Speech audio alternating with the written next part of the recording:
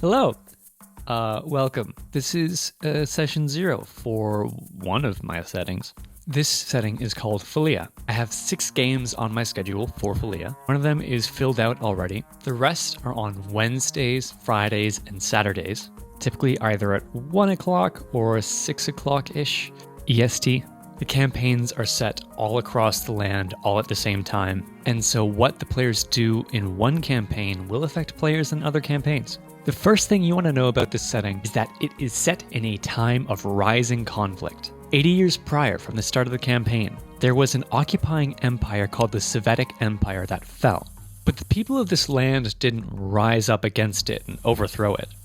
It wasn't even overthrown. 1 month everything was fine, and the next, just gone.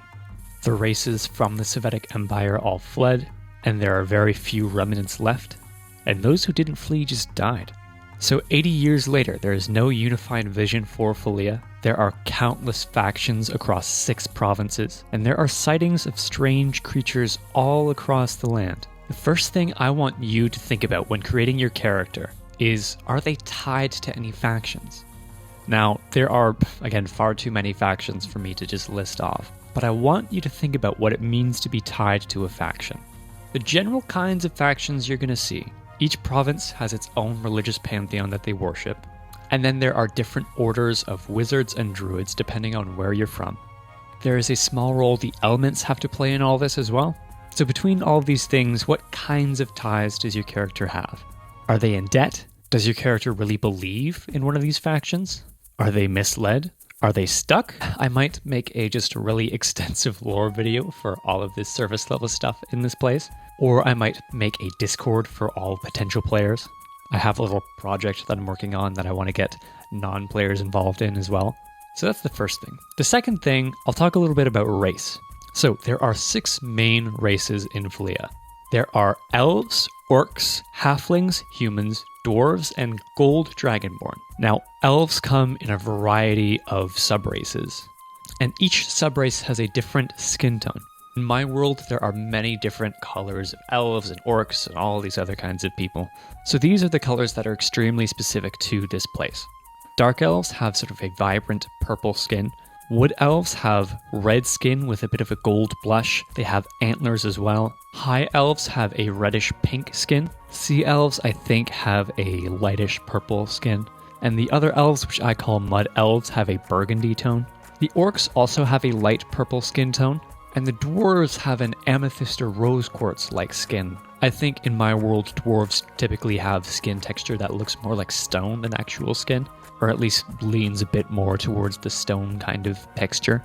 Now, of course, tieflings and Aasimar and Genasi all exist. So, you could be like an orc Aasimar or an orc tiefling, half-elf Genasi, all these kinds of things. In choosing a race comes a cultural and religious tie.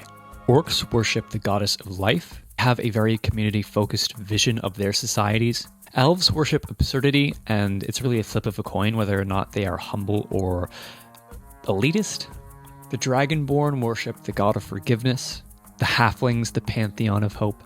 Dwarves are all about order, and humans are all about justice. All of these gods are my gods. You will find no familiarity with the gods here if you're familiar with other D&D settings. Everything in my world is built from the ground up, relatively speaking. But those are the main races and their religious correlations. The last thing I want you to think about is what story you're trying to tell in a setting where people need to come together. When the divisions seem insurmountable, is your character just another mercenary trying to get by, going for the next sack of gold they can get? Are they an idealist who believes they can change something? Do they look to the past, and are they worried about how it might reflect on the future? What are they willing to do for what they believe in? My Wednesday games are between orcs and elves and the absurd curse. So if we look at our handy-dandy map, which might be a little backwards, there are the Quarian wetlands, which serve as a border between the orcish and elvish provinces. There are rising tensions between those two groups. They don't know if they can live together much longer. But something else is going on. That one's 1 p.m. EST. The absurd curse starts in the city of Morel, down here. It is a center of trade between the elves and the humans and the dwarves. It's home to many mysteries and a strange shift in religious tensions. On Fridays, we have Espionage in the Arcane, which is set in the Halfling province, in a city that you cannot see called Narenza, and then the Value of Life itself after it, set in the Renundum Desert. This is a big part of the Orcish province. Here is almost the full desert. I think this campaign's a bit more idealistic. The last available game, The Mountain Pass, is set in the Wintercrest Range, on the border between the human and dwarven provinces. Someone important has been called to the Cloud Tower. They've been called by the first party playing through this setting, but this person won't make it unless someone helps them out. Could be you. Now, of course, I understand availability is everything. If you're not available on any of these days, I do have other campaigns. There are 8 campaigns total outside of these ones that are set between 2 different settings. I'm going to make session zeros about those hopefully in the next week or so, but right now my focus is Folia. I think I will make a factions deep dive perhaps in the next week or so. If you're interested, please reach out to me at startplaying.games. Quick recap.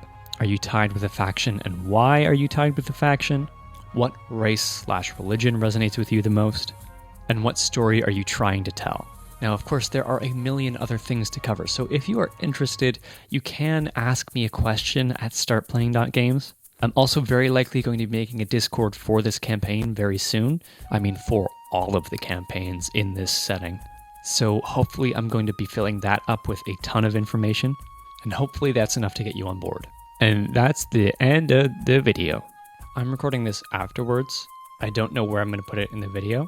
But if you're looking at a game and you see that it's empty, and you're thinking, I don't want to be the first person to join, just join. Everyone thinks that. No one wants to be the first person. But then that leaves me in a position where I have a number of people who are waiting to get into a game, waiting for someone else to take the first step, and then nobody does. So be brave, adventurer. Take the first step.